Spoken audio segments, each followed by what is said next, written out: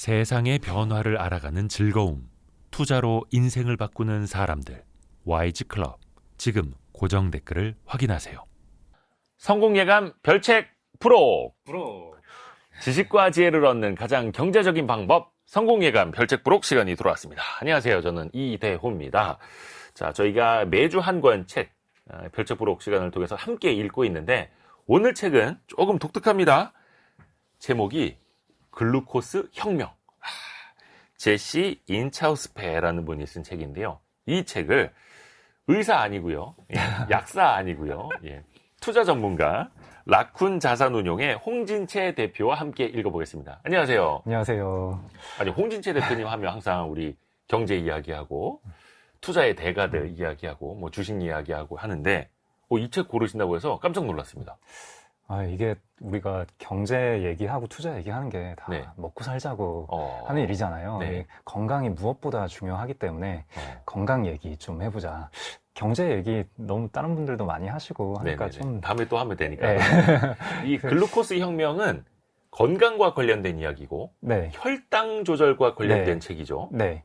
그래서 비전문가인 제가 이런 말씀을 드리는 게 좀 상당히 부담스럽기는 한데 그래서 듣는 여러분들께서도 이거는 전문가의 이야기는 아니다. 근데 책을 쓰신 분은 전문가죠. 그죠. 근데 책을 쓰신 분도 의사는 아니기 때문에 본인도 좀 조심스럽게 얘기는 하세요. 근데 본인이 생화학자고 그다음에 유전자 관련 스타트업에서 근무를 하시면서 혈당과 관련된 연구를 많이 하신 분이에요. 그래서 이 책을 쓰신 분은 전문가고 오늘 이 책을 소개하는 저는 비전문가이기 때문에 일단은 어느 정도는 가려서 들으시라, 그 말씀 먼저 드리고 시작하겠습니다. 일단 그것도 일반인의 눈높이에서 읽고, 그쵸. 일반인의 눈높이에서 이거를 한번 같이 행해보는 사람이 있잖아요. 그렇죠. 네.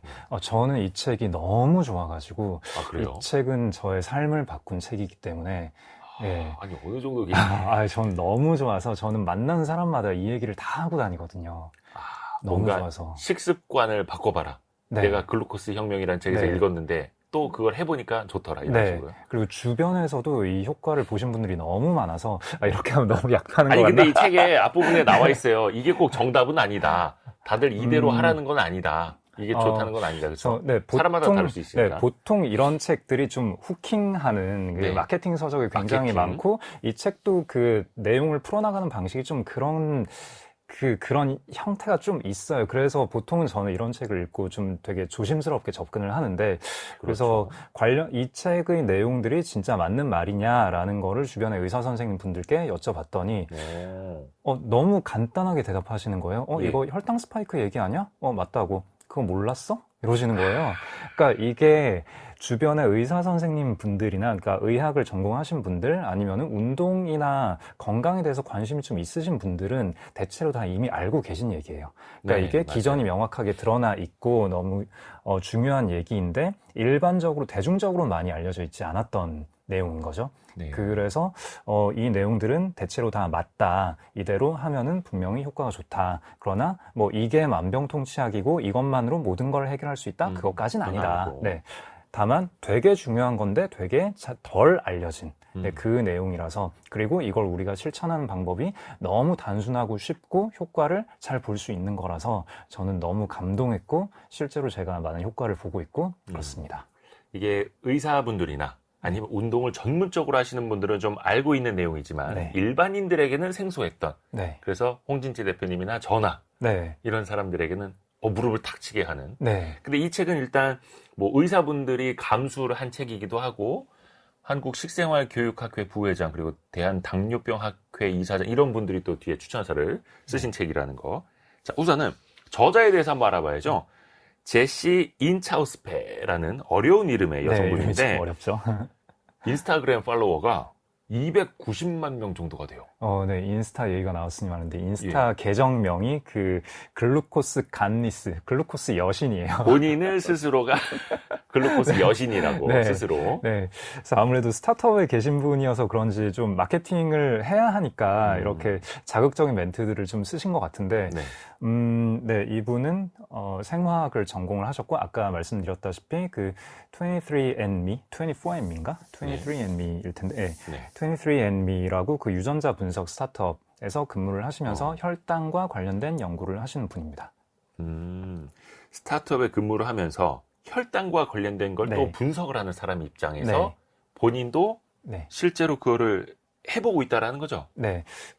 최근에 기술의 발전에 힘입어서 연속 혈당 측정기라는 게 개발이 됐잖아요. 네. 그래서 몸에다가 뭘 딱 붙이면은 이게 실시간으로 내 혈당이 어떻게 변해가는지를 측정을 할 수 있었어요. 기존에 우리는 당뇨 환자, 그 당뇨병에 대해서는 많이 연구를 했잖아요. 근데 당뇨병의 기준이 8시간 공복 이후에 공복 혈당이 데시리터당 126mg 이상일 때 당뇨다라고 부르잖아요. 그러니까 이게 공복인 상태에서 혈당이 얼마냐, 아무것도 먹지 않은 상태에서 혈당이 꾸준히 높은 사람을 병으로 분류를 하고 거기에 대해서 연구를 많이 했는데, 당뇨병 환자분들도 보면은 하루에 혈당을 측정하는 시간이 한 3-4번 정도밖에 안 되잖아요. 그러니까 또 요 손가락 끝에 맞아요. 피 내야 되고 이게 아프고 불편하고 하잖아요. 그래서 하루 중에 혈당을 측정하는 기회가 그렇게 많지 않은데, 연속 혈당 측정기가 개발되고 하루 종일 실시간으로 내가 혈당이 어떻게 변해가는지를 봤더니 건강한 사람도, 그러니까 당뇨병 판정을 받지 않은 사람도 밥을 먹은 직후에 혈당이 거의 당뇨 환자에 준하는 수준으로 확 치솟았다가 떨어지는 일이 아주 많이 관측이 되더라. 그리고 그걸 혈당 스파이크라고 부르는데요. 식후에 데시리터당 30mg 이상 혈당이 치솟는 거, 이걸 혈당 스파이크라고 부릅니다. 그 혈당 스파이크가 아주 많은 질병의 근원, 우리 몸에 아주 나쁜 영향을 되게 많이 끼친다. 이거는 당뇨 환자가 아닌 모든 사람이 일상적으로 겪는 일이다. 라는 걸 발견을 했어요. 연속 혈당 측정기라는 게 개발이 되고 나서. 그러면서 아직 당뇨 있는 분들에게는 물론 중요한 일이고, 당뇨가 아직 안 걸린 분이라 하더라도 이거는 매우 중요한 일이기 때문에 거기에 대해서 많이 알려야겠다라고 생각을 하고 인스타그램 계정도 만들고 홍보도 하고 이런 책도 쓰시고 그랬다라고 보시면 되겠습니다. 이 책 뒷부분에 나오는데, 인스타그램 팔로워가 이 책을 쓸 당시만 하더라도 한 60만 명 좀 넘는 수준이었다고요. 근데 이 책 이후에 290만 명까지 늘었다. 사실 저희 같은 사람한테 그게 중요합니다. 다시 본론으로 가면은, 이 책의 감수를 서울대병원의 조영민 교수가 하셨는데, 조영민 교수 의학 패러다임의 변화다라고까지 평가를 했습니다. 이게 그러면 기존에 있던 의학과 개념이 어떻게 달라졌기에 그런 평가까지 받는 걸까요? 의학 패러다임의 변화? 제가 기존의 의학 패러다임을 잘 모르기 때문에 그거는 이게 어떤 의미냐라는 건 이 교수님께 여쭤봐야 될 것 같은데, 아마도 좀 전에 말씀드린 대로, 그러니까 기술이 의료를 디지털화, 평등화, 민주화하고 있다. 이런 멘트가 나오잖아요. 그러니까 좀 전에 말씀드린 대로 연속 혈당 측정기라는 게 개발이 되면서, 원래는 실시간으로 혈당을 측정하려면 엄청나게 비싼 기기에서 사람을 가둬놓고, 가둬놓고라고 하면 표현이 좀 그런데, 아무튼 좀 많은 비용이 들어가는 그 작업을 해야 되는 거잖아요. 근데 간단한 기계가 개발됨으로써 모두가 건강관리를 이렇게 획기적으로 잘 할 수 있게 되었다. 이런 얘기이지 않을까 싶습니다. 제 주변에도 이 책 읽고 연속 혈당 측정기 사서 붙이고 체크하시는 분들이 꽤 있거든요. 근데 다들 되게 만족을 하고 계세요. 저는 예전에 연속 혈당 측정기, 그거는 실시간으로 혈당을 관리해야 하는 정말로 좀 환자분들에게나 필요한 거 아니야? 라고 생각을 했는데, 인터넷 찾아보니까 10만 원 내외 정도로 살 수 있고, 일반인들도 이걸 사서 본인의 식습관도 조절을 해보고 모니터링을 하고 그런 분들 꽤 있더라고요. 네, 맞아요. 시대가 달라졌습니다. 그래서 의학의 패러다임이 바뀌고 있는 거다라는 말도 나오는 거고요. 이제부터 키워드를 통해서 하나하나 살펴보겠습니다. 오늘의 책! 제시 인차우스페가 쓴 글루코스 혁명. 이것이 궁금하다. 키워드로 풀어볼게요.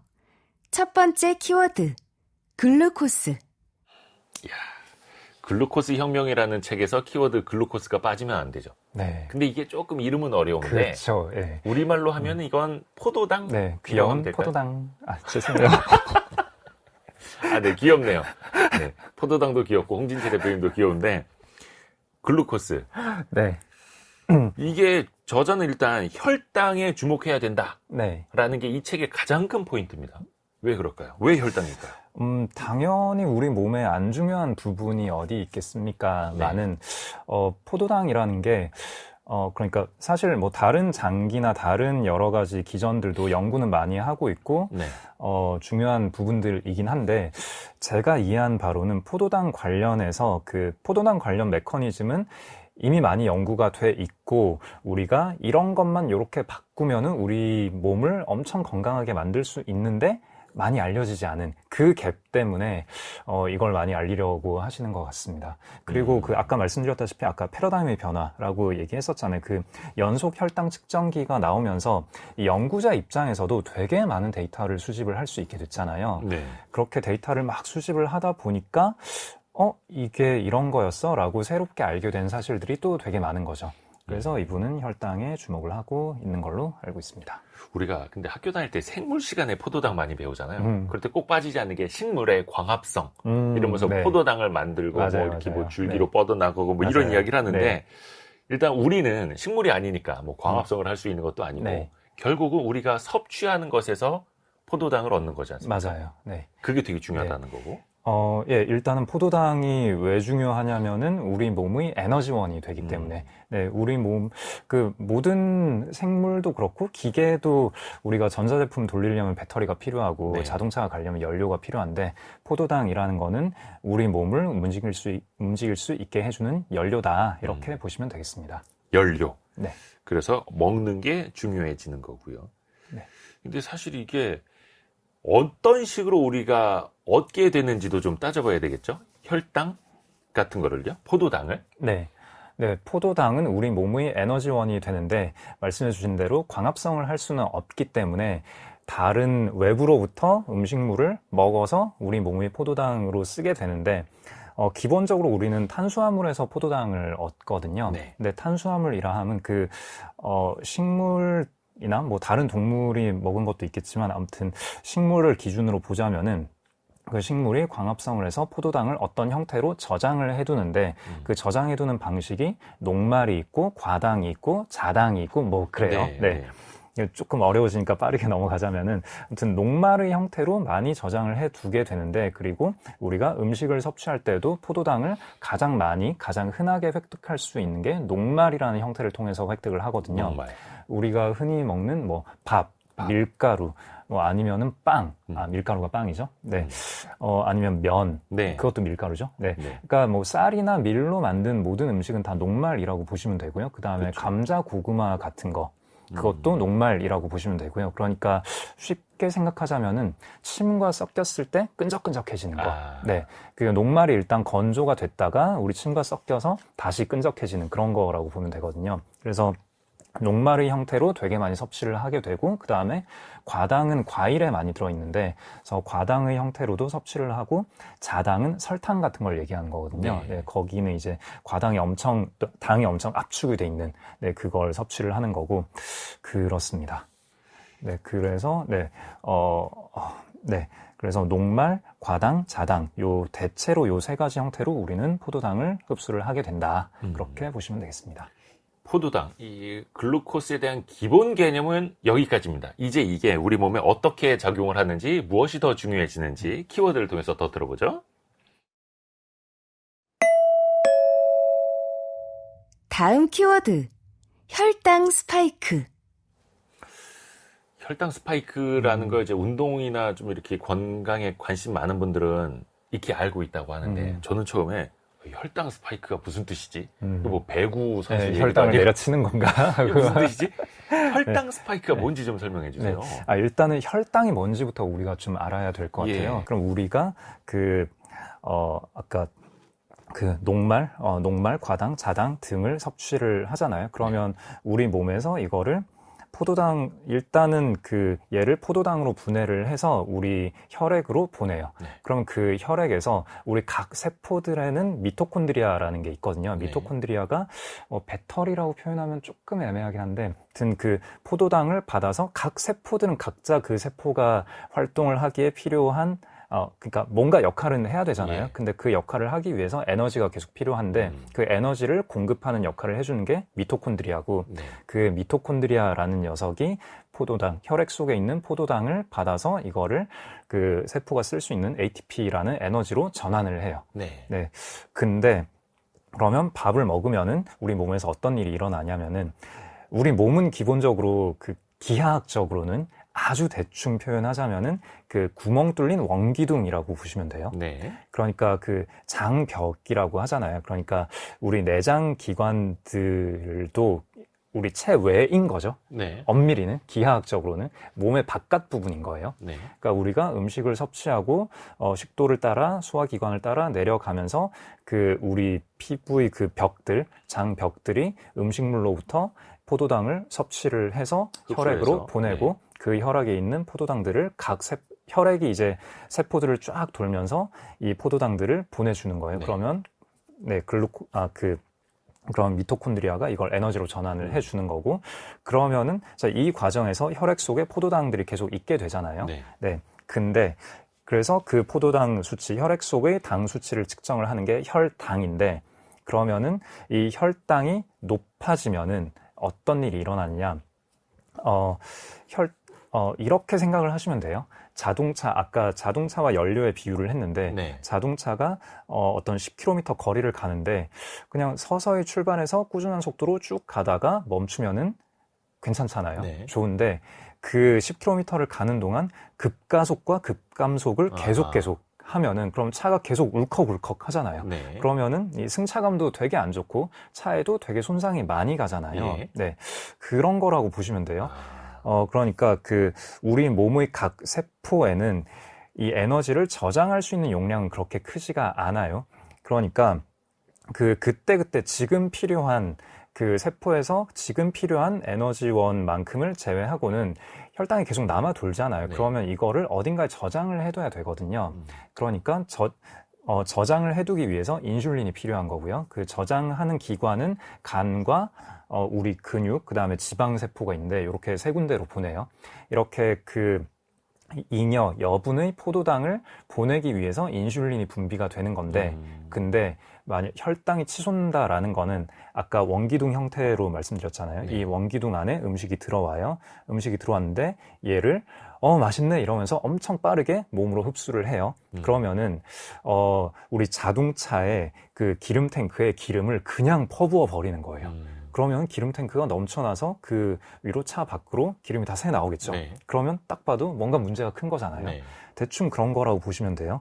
그러니까 에너지원이 너무 많이 들어오니까 이거를 지금 당장 우리 세포에서 쓸 에너지는 그렇게 많지가 않아. 그러면은 어딘가로 보내야 되니까, 그러니까 인슐린이 엄청 많이 분비가 되는데, 그러면은 췌장에서 인슐린을 분비를 하는데, 네. 그럼 인슐린을 너무 많이 분비하다 보면은 이 췌장이 되게 힘들겠죠. 네. 그거 이외에도 여러 가지 문제가 생기는데, 예를 들면은 당화 반응이라고 하는데 마이야르 반응 아시죠? 당화 반응. 네, 우리가 그 고기 구울 때나 뭐 이럴 때 나오는 얘기 아닙니까? 그게 환원당과 단백질이 만나서 일어나게 되는 그런 반응인데 예. 혈당 스파이크가 생기면은 혈당이 빠르게 치솟을 때 우리 몸에서 그런 현상이 일어나요. 그러면서 그게 뭐 음식은 더 맛있게 해주지만 우리 몸은 태우면 안 되잖아요. 네. 근데 실제로 그 각 조직들이 당화 반응, 약간 갈변을 하거든요. 혈당 스파이크가 있을 때. 그뿐만 아니라 일단은 인슐린을 막 쥐어짜는 거기 때문에 그 췌장의 기능이 계속 손실이 되잖아요. 예. 그러니까 결국은 이게 당뇨병도 낳게 되는 거고 그 이외에도 이 책에는 되게 많은 사례들이 나오는데 여러 가지 염증 반응도 유발하고 노화도 유발하고 그리고 뭐 여성분들 그날이 오셨을 때 그때 되게 안 좋은 피로감을 느끼게 하기도 하고 그다음에 대표적으로 먹고 나서 졸린 거. 밥 먹고 나서 졸린 것도 혈당 스파이크의 대표적인 반응이에요. 물론 뭐 졸린 거 자체가 몸에 안 좋은 건 아닌데 안 좋은 일이 있기 때문에 졸린 거거든요. 네, 그래서 밥 먹고 나서 졸린 사람은 본인이 혈당 스파이크를 되게 크게 느끼고 있는 거다라고 생각을 하시면 되겠고요. 아무튼 여러 가지, 이 책에서는 거의 만병의 근원이라고 표현을 할 정도로 그 혈당 스파이크가 되게 안 좋은 일을 우리 몸에 합니다. 그러니까 혈당 수치를 제대로 관리를 해야 한다. 만약에 혈당이 너무 많이 치솟게 되면 네. 과도하게 연료를 퍼붓게 되면 네. 당뇨, 뭐 염증, 노화 여러 가지 문제에 또 온갖 게 근원이 다 될 수 생긴다. 있다. 네. 아까 그 마이야르 반응 이런 거는 이제 고기가 노릇노릇하게 구워질 때 네. 좋은 걸로만 생각을 하고 있었는데 네. 그게 아니라 우리 몸 신체 일부가 그렇게 갈변이 되면 네. 그거는 되돌릴 수가 없는 문제다라는 거니까요.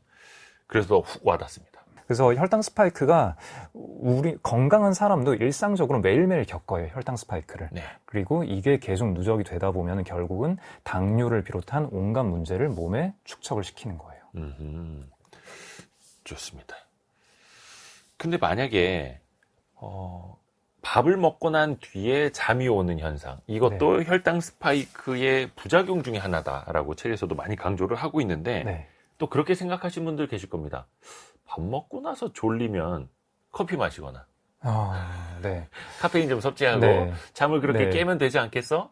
이렇게 네. 생각할 수도 있거든요. 네. 그건 더 안 좋은 걸까요? 어떨까요? 안 좋은 거죠. 근데 일은 해야 되니까 예. 잠 깨려면은 커피를 마시긴 해야 되는데 저도 네. 그래서 커피를 많이 마시는데 이게 안 좋은 거죠. 그 커피를 마시는 거는 아데노신인가? 그 우리 몸이 피로감을 느끼게 하는 어떤 호르몬이라고 표현해도 되나? 아무튼 그게 있는데 그 수용체를 차단을 해주는 거예요. 그러니까 네. 몸에 피로가 쌓였을 때 피곤하니까 좀 쉬어라라고 몸이 신호를 주는 건데 그 신호를 안 받게 만드는 게 커피 그 카페인이 하는 역할이거든요. 그러니까 몸은 피로는 계속 누적이 되고 있는 거예요. 내가 그걸 못 느낀 채로 계속 일을 하게 되는 거지. 커피를 마시면은. 네. 그러니까 자동차로 따지면 지금 너무 과열됐으니까 네. 좀 차를 세우세요라는 네, 센서에서 신호가 경고등이 깜빡깜빡 뜨는데 깜빡 뜨는데 나는 여기다 물을 막 부어가면서 차를 식혀서라도 난 달릴 거야. 막 이렇게 되는 거네요. 비유를 하자면 센서가 깜빡깜빡 뜨는데 그 센서를 꺼버리는 거예요. 그래서 몸에는 네. 무리가 갈 수밖에 없다. 네. 그래서 이 책에서도 보면은 혈당 스파이크라는 게 굉장히 많이 강조가 됩니다. 네. 다음 키워드도 한번 들어볼까요? 다음 키워드는 먹는 순서를 바꿔라. 그러면 중요한 건 혈당 스파이크가 발생을 했거나 혹은 뭐 그걸 미연에 방지하거나 여러 방법이 있을 텐데 이거를 방지할 수 있는 방법도 여러 가지가 있지 않겠습니까? 네. 그래서 발생했으면 어쩔 수 없는 거고, 네. 앞으로 발생 안 하게 해야 되는 거고, 그래서 미연에 방지를 하는 게 중요해요. 네. 그래서 혈당 스파이크, 지금까지 저희가 논의한 대로라면은, 이제 음식을 먹었을 때 에너지원으로 만들기 위해서 혈액 속에 포도당이 돌아야 되니까, 근데 이게 혈당 스파이크인데, 그럼 이거를 줄이기 위해서는 쉽게 생각할 수 있는 방법이 뭐 이런 게 있겠죠? 일단 안 먹는 거. 네. 그러니까 보통 이걸 다이어트 책이라고 이 책을 이해하시는 분들도 꽤 있는데 이거는 다이어트 책은 책이라기보다는 아니죠. 네, 건강하게 살자라는 책인 거고 예. 일단 안 먹으면은 에너지원이 덜 들어올 거고 포도당이 적게 들어올 테니까 혈당 스파이크가 덜 생기겠죠. 그렇지만 그거는 건강해지는 방법은 아니겠죠. 아니죠. 네. 아예 안 먹는 거는 우리 몸을 더 나쁘게 만드는 거니까 이건 별로 좋은 방법이 아닌 것 같고 네. 그다음에 또 한 가지 혈당 스파이크가 안 생기게 하는 극단적인 방법으로는 천천히 먹는 거. 천천히. 엄청나게 천천히 먹는 거. 예. 그러니까 결국은 아까 이제 제가 자동차에 연료 주입하는 걸로 비유를 계속 했잖아요. 네. 자동차의 연료를 서서히 기름을 계속 한 5시간에 걸쳐서 서서히 기름을 자동차에 넣어주면은 어디 공중에 뭘 달고 다니면서 서서히 넣어주면은 그러면은 이게 차가 서서히 갈 거니까 그러면은 혈당도 조금씩 치솟았다가 줄어들었다가 조금씩 올랐다가 줄어들었다가 이렇게 될 거잖아요. 그러니까 한 끼 식사를 한 5시간 동안 한다. 그러면은 혈당 스파이크가 또 안 생길 수 있죠. 근데 이거 역시 비현실적이고. 예, 현실적이지 않은 방법이죠. 그러면 어떻게 하란 말이냐 해서 아주 간단한 방법이 있어요. 우리가 그래서 평소 먹는 거, 먹고 싶은 거를 그대로 다 먹되 순서만 바꾸면은 혈당 스파이크가 안 생기게 할 수 있어요. 먹는 순서를 바꾸면 된다. 네. 그래서 먹는 순서를 결론부터 말씀드리자면 예. 섬유질을 먼저 먹으면 돼요. 네. 섬유질을 먼저 먹어라. 야채, 채소, 견과류 이런 거. 섬유질을 일단은 와구와구 먹어서 위 벽에 깔아놓고 바닥에 깔고 그 위에다가 탄수화물을 부어 넣어주면은 그러면은 모든 게 해결이 돼요. 그러니까 탄수화물이 빠르게 흡수가 돼서 혈당이 치솟는 거를 이 섬유질이 먼저 들어가서 속도 조절을 좀 해준다라는 거죠. 네. 그러니까 이게 이 책에서 이렇게 비유를 하는데 그 세면대 수도관을 생각하면 네. 돼요. 거기에 만약에 우리가 어떤 액체를 그냥 부어버리면은, 물을 그냥 부으면은 바로 쓱 빨려 들어가잖아요. 네. 근데 만약에 여기에 모래를 깔아놓고 자갈을 깔아놓고 이러면은, 그러면은 우리가 그 위에 물을 붓더라도 물이 좀 서서히. 똑똑똑 떨어질 거잖아요. 네. 네. 결국은 이게 우리 몸에 흡수되는 속도의 문제인 거기 때문에 이 속도를 늦추기 위한 뭔가를 코팅을 해버리면, 뭔가를 밑에 깔아버리면은, 그러면은 이 포도당이 몸에 흡수되는 속도가 늦춰지면서 혈당 스파이크를 막을 수 있게 되는 거죠. 요 앞에 아까부터 아주 먹고 싶어가지고. 저희가 뭐 라디오로 들으시는 분들한테 저희가 묘사를 해드리겠습니다. 요 빵 같은 거 하나 있고요. 그죠? 네. 브라우니 같은 거 있고, 견과류를 일부러 같이 갖고 왔는데, 그러니까 이 두 가지만 예로 들자면, 달달한 거 빨리 먹고 싶겠지만, 네. 그게 아니라 견과류를 먼저 먹고, 네. 그 다음에 빵을 먹어라. 네. 혹은 네. 채소, 그 네. 다음에 고기, 탄수화물, 채소, 단백질, 탄수화물, 또 이런 식으로 먹으라고 하더라고요. 네. 일단 채소를 먼저 먹는 게 제일 중요하고요. 네. 그러니까 그 섬유질도 이게 포도당이 저장된 하나의 형태인데, 예. 근데 얘는 우리 몸에 들어와서 다시 포도당으로 전환되지가 않아요. 예. 그래서 그게 뭐 그 식물의 줄기나 식물의 그 딱딱한 부분 있잖아요. 예. 식물의 줄기나 뿌리나 아니면 견과류는 씨앗이잖아요. 예. 그래서 식물을 봤을 때 딱딱한 부분이다라고 생각하시면 돼요. 딱딱한 거기 부분이 이제 섬유질이. 네, 섬유질인 거고, 그 섬유질은 우리 몸에서 분해가 안 되기 때문에 그냥 우리가 먹을 때 이로 깨부셔서 보내잖아요. 딱 네. 그 정도 분해되고 그냥 끝인 거예요. 네네. 그러니까 얘네가 큰 어떤 자갈이나 모래 같은 역할을 해줘가지고, 그래서 그 이후에 들어오는 탄수화물이 우리 몸에 흡수되는 그 경로를 물리적으로 막아주는 거예요. 아하. 네. 그래서 그 채소를 먹는 게 가장 좋고 표면적이 넓으니까. 근데 우리가 밖에서 식사를 할 때 아니면 여행을 다닐 때 채소를 늘상 챙겨 다닐 수 없는 상황들이 좀 있잖아요. 그래서 그렇죠. 그럴 때는 간편하게 휴대할 수 있는 게 견과류. 네, 그래서 채소 먹는 게 제일 좋은데 채소가 안 된다면은 견과류라도 먹는 게 좋다. 네. 혈당 스파이크를 막기 위해서 먼저 채소를 먹어라. 근데 그 채소도 주스처럼 마시는 채소는 안 된다라고. 예, 갈아버리면은 결국 예. 이게 물리적인 얘기이기 때문에 예. 표면적이 넓은 두꺼운 큰 뭔가를 몸에 깔아주는 게 핵심이거든요. 네네. 그래서 갈아버리면 이 섬유질이 아주 잘게 분해가 돼버리기 때문에 장벽으로 포도당이 흡수되는 거를 막아주지를 못해요. 네. 네, 그래서 씹어 먹어라. 네, 씹어 먹어라. 씹어 먹는 게 제일 씹어 먹어야 좋고. 된다. 네. 그리고 네, 그래서 과일 주스 같은 것도 의외로 되게 안 좋은 거고요. 과일 주스요? 네. 그래서 의사 선생님 분들은 늘상 하시는 말씀이 과일 주스는 그냥 설탕물이다. 라는 말씀을 많이 하시죠. 설탕이 많이 들어있다. 이 책에서도 네. 많이 지적이 네. 되더라고요. 네. 그리고 과일이라는 것도 우리가 흔히, 저도 이 책을 보고 깨달은 부분인데, 네. 과일이라는 게 보통 몸에 좋아 보이잖아요. 건강해 보이잖아요. 그렇죠. 네. 근데 우리가 현재 먹는 과일은 우리가 1000년 전, 5000년 전에 먹던 과일보다 당도가 엄청나게 높아진 과일인 거예요. 그것도 계속 개량이 개량을 되잖아요. 하기도 네. 하죠. 네. 당도를 높여야지 사람들이 많이 사 먹으니까. 네, 그렇죠. 그러니까 예전 같았으면은 사과를 한 20개 정도를 섭취했어야 얻을 수 있었던 당을 현재는 사과 하나에서 먹을 수 있다. 네. 네, 그러니까 이게 얼마나 몸에 해롭겠냐. 그리고 과당이라는 게 그 마이야르 반응을 좀 더 잘 유발하는 네, 그런 당이라고 합니다. 그래서 과일을 일단 그 시럽이 섞인 주스를 먹는 거 가장 안 좋은 거고요. 네. 착즙 주스가 그나마 조금 괜찮지만 안 좋긴 마찬가지로 안 좋은 거고, 예. 과일을 먹는 게, 과일을 그냥 생으로 먹는 거, 이게 그 앞에 껍질들, 이거는 섬유질인 거잖아요. 네, 그러니까 네. 이걸 같이 먹는 게 그나마 낫긴 한데 이것도 여전히 안 좋고, 그래서 과일을 먹는다면은 그냥 뭐 식후에 한 조각 정도 먹는 게 좋다. 네. 일반적인 달달한 오렌지 네. 주스가 아니라 그거보다는 네. 무가당 뭐 100%라고 네. 하는 오렌지 주스가 나은 거고, 그거보다는 차라리 그냥 오렌지 그대로 먹는 게 나은 거고, 이런 식으로. 건강을 챙기기가 예, 간단치가 않습니다.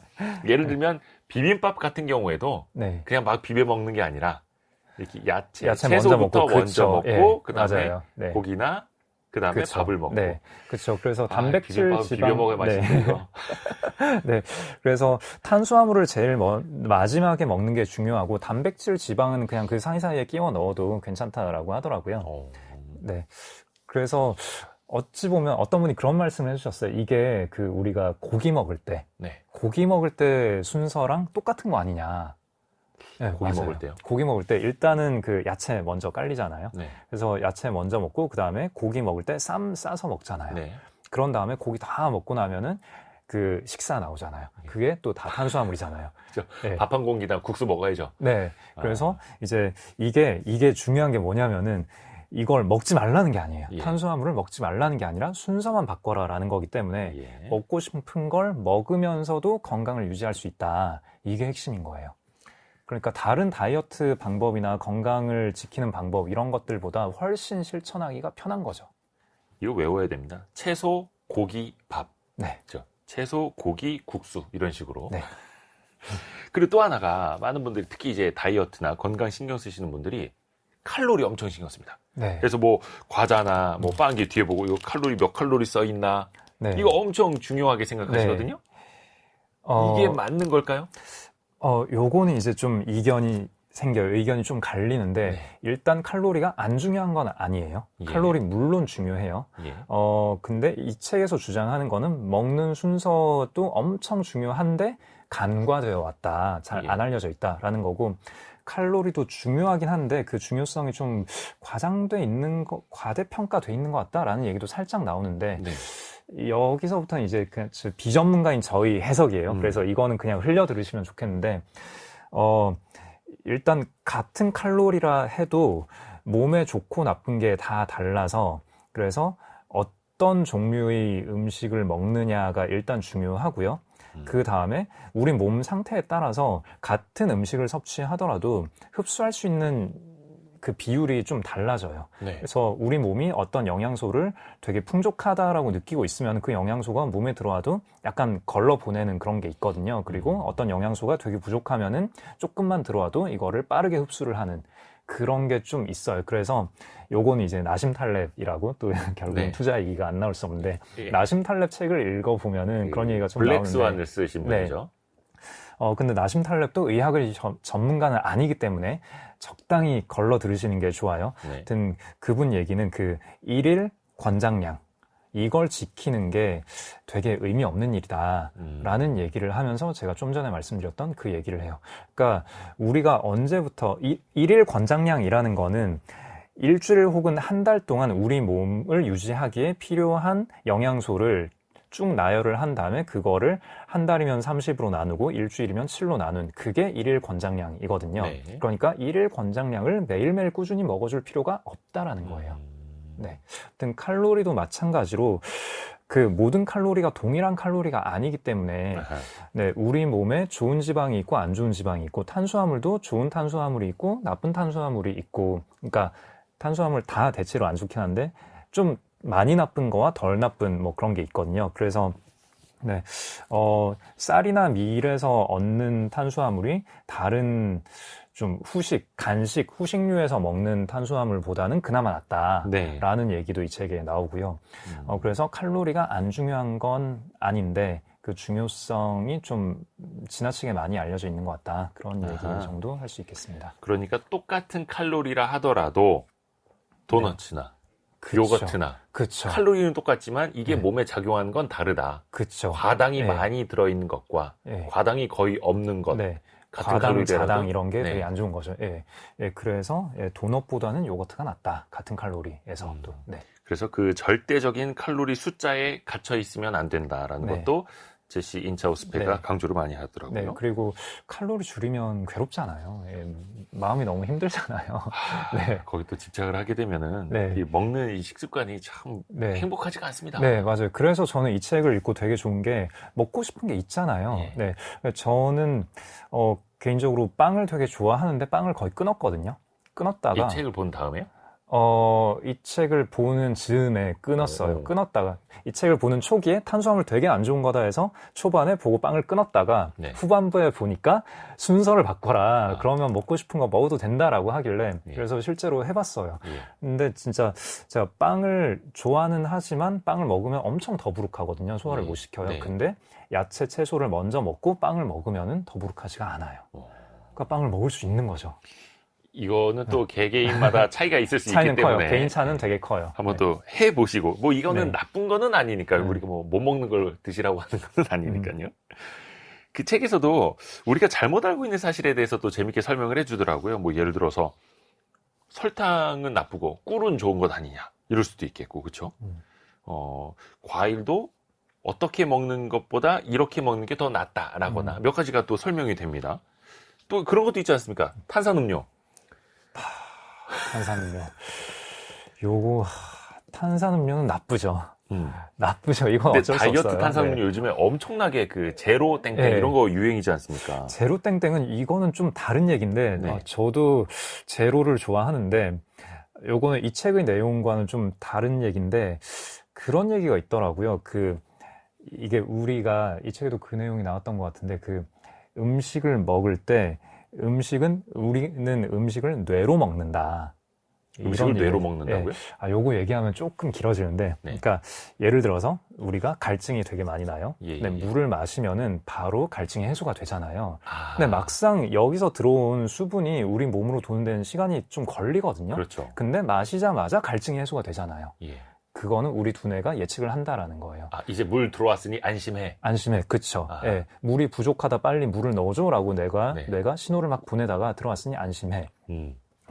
그래서 우리가 음식을 봤을 때, 그리고 포도당, 그러니까 당을 되게 좋아하는 이유가 우리가 사실 포도당 말고도 우리 몸이 활용할 수 있는 영양소가 좀 있긴 있어요. 근데 우리 뇌가 흡수할 수 있는, 뇌도 에너지를 엄청 많이 쓰잖아요. 엄청 많이 쓰는 기관인데, 뇌가 쓸 수 있는 에너지원은 포도당밖에 없거든요. 그러니까 포도당이 들어왔을 때 우리 뇌는 엄청 기분이 좋아지는 거예요. 그러니까 그 기분 좋은 그런 신경 전달 물질이 막 나오는 거거든요. 근데 제로 콜라, 제로 탄산 음료를 마셨을 때는 이게 당 비슷한 게 혀 끝에 느껴지니까 이제 당이 우리 몸에 흡수가 되겠네라고 하면서 당이 들어왔을 때와 비슷한 반응을 몸이 해요. 몸이 하는데 막상 실제로 포도당은 흡수가 되지 않으니까 우리 몸이 좀 화가 난다라고 네. 하더라고요. 그러니까 정확히 어떤 기전인지는 제가 듣고 까먹었는데 그래서 그게 마냥 좋은 건 아니다. 그래서 실제 당을 흡수했을 때 못지않은 어떤 안 좋은 효과가 있을 수 있으니까 제로 탄산음료도 너무 많이 먹지 마라. 라는 얘기를 들었습니다. 또 이 책에서 제신 자우스페 이 저자가 식초의 중요성을 또 강조를 합니다. 식단에 식초를 추가하면 좋다라는 건데 이것도 그러면은 식초가 혈당 수치를 안정하는 데 좀 도움이 된다라는 걸까요? 일단 책의 내용을 그냥 말씀을 드리자면은, 네. 말씀하신 대로 아세트산, 식초에 들어있는 이 아세트산이 혈당 수치를 안정화시키는데 도움이 되고 효율적으로 포도당을 흡수하는데 도움을 주고 멋대로 돌아다니지 않게 혈당 스파이크를 관리를 해주고 지방 연소 모드로 전환되는 걸 도와주고 지방 연소 모드는 요건 좀 다이어트랑 관련된 건데 예. 공복이 오래 지속되고 우리 몸이 쓸 수 있는 에너지원 간이랑 근육에 저장돼 있는 약간의 글리코겐 에너지원이 있어요. 그거 네. 다 쓰고 나면은 이제 지방을 연소시키기 시작하거든요. 이거는 다이어트 공부해 보신 분들은 다 알 거예요. 네.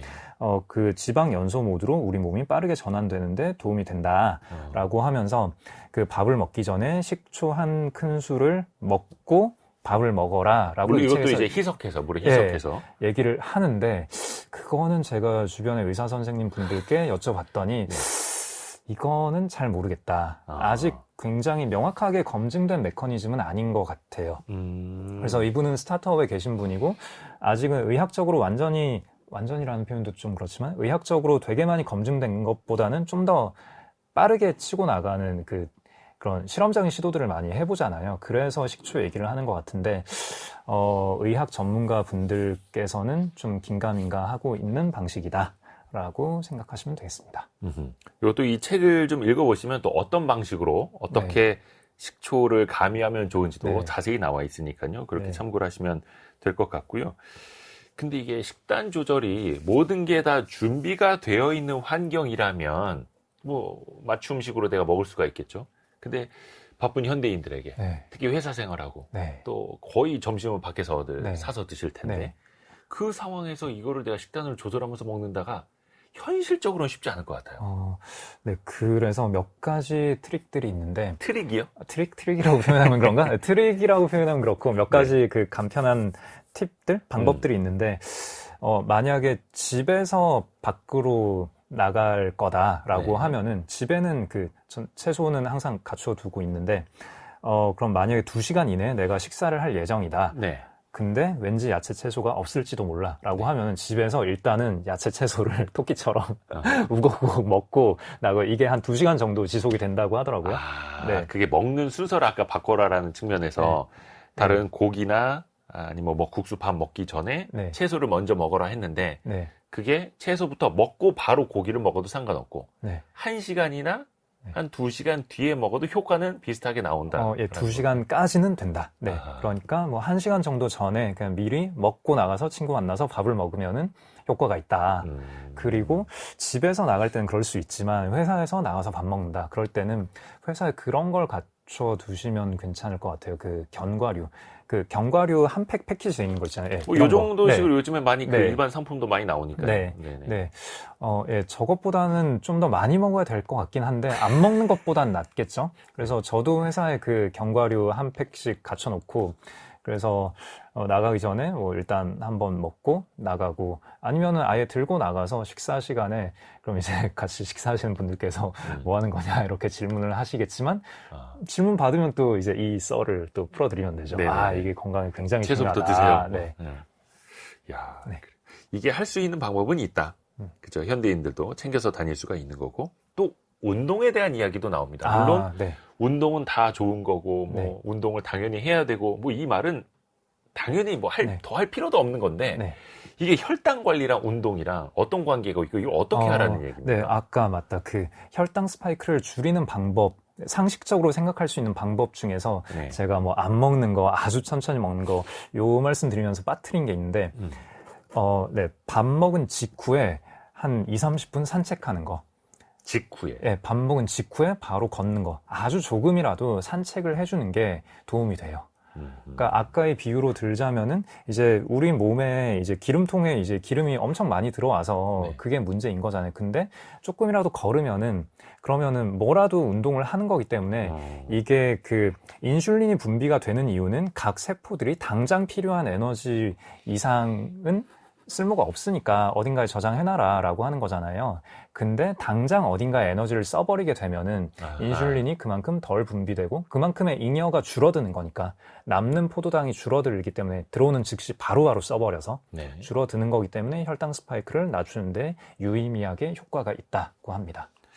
한 1-20분 정도의 산책만으로도 효과가 있다. 네. 빠른 걸음으로 걸으면 더 좋겠고. 이거는 뭔가 뭐 무리한 막 운동을 하라라는 게 아니라 그냥 밥 먹고 잠깐이라도 식당 갔다 올 때 점심을 식당 갔다 올 때 회사로 바로 들어와서 앉지 말고 그냥 동네 한 바퀴 걷고 들어오는 게 보통 그렇게 또 많이들 하시잖아요. 그러니까 이 책이 저는 너무 좋은 게 우리가 평소에 하는 생활 패턴을 그렇게 크게 바꾸지 않거든요. 그럼에도 불구하고 우리 삶을 되게 많이 개선시킬 수 있다. 그게 저는 핵심이에요.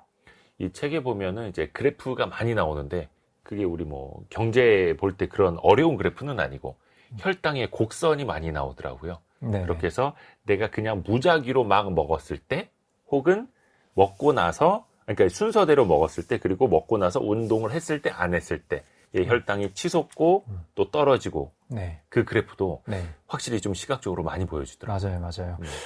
조금 아쉬운 부분은 이제 이런 게 진짜 좀 검증된 의학적인 내용이 되려면은 수천 명, 수만 명 대상으로 조사를 해서 통계적 유의성을 가지고 얘기를 해야 되는데 그것보다는 좀 사례 중심으로 돼 있다. 그런 점에서 신뢰성이 좀 약간은 아쉬운 그런 면이 있죠. 조금 아쉬운 면, 표본적으로는. 근데 일단은 메커니즘이 기전이 워낙에 명확하기 때문에 그냥 이 정도만으로도 충분한 것 같다라고 생각하신 것 같아요. 상대적으로 아예 고기를 안 드시고 채식만 하시는 분들도 있거든요. 채식주의자들. 그리고 탄수화물을 아예 배제시켜버리는 그 식단 관리를 하시는 분들도 있거든요. 그럼 이거는 어떻게 좀 도움이 될까요? 이거는 예. 제가 비전문 중에서도 비전문이라서 어. 잘 모르겠는데 일단은 우리 몸이 움직이려면 에너지원은 있어야 되니까 그렇죠. 제가 아는 얘기는 그런 게 있어요. 그 살을 빼야 될 때 그때 근손실을 감수하고서라도 살 빼는데 가장 확실한 방법은 아침에 자고 일어나서 바로 유산소 하는 거. 네. 눈 뜨자마자 바로 조깅하러 나가는 거. 이게 근손실이 좀 많이 되는데 살 빼는 데는 아주 가장 효과가 좋다라고 하더라고요. 그러니까 아까 지방 연소 모드 얘기를 잠깐 드렸었는데 네. 우리 몸에서 간이랑 근육에 저장된 글리코겐을 다 쓰고 나면은 이제 지방을 태워서 에너지원으로 쓰게 되는데 그러면 이제 자고 일어난 직후면은 공복이 한참 지속된 이후잖아요. 네. 그러니까 지방 연소 모드에 들어가 있는데 거기에서 유산소를 한다라는 거는 에너지원을 엄청 갈아 쓰는 거잖아요. 에너지가 필요해라고 몸에 얘기를 하는 거고 그럼 여기에서 근육을 쪼개고 지방도 엄청 많이 쪼개게 되는 거죠. 네. 그래서 그 말씀하신 탄수화물을 아예 섭취하지 않는 다이어트도 약간 이런 원리이지 않을까 싶어요. 그러니까 에너지원이 아예 안 들어오면은 그럼 몸에 저장된 거를 되게 많이 소진을 하는 거잖아요.